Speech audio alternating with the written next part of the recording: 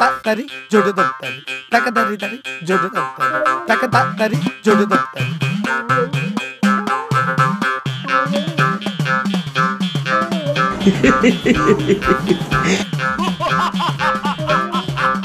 এই তো reality show এই তো কয়েকটা দেখলা খরচ দিব কেটা তেমন খরচ কু সাজসজ্জা নাই মেকআপ নাই আমাকে মোবাইলের একটা শট দিতে পাই না ক্যামেরা অন করে কই এবার যার যা প্রতিভা আছে দেখান হাসেন কাঁদেন নাচেন ফল পারেন চিৎকার করেন দিগ্বাজি খান গান করেন ঝগড়া করেন অভিনয় করেন যার যেটা মন চায় সেইটাই করেন। এই তোর ব্যবসাটা কি? আমগেন থেকে ভাইরাল হইলে আমরাই তার গান রেকর্ডিং করে ইউটিউবে ছেড়ে দেবো। এইসব যে ভাইরাল হইব তোরে কেটা কইছে?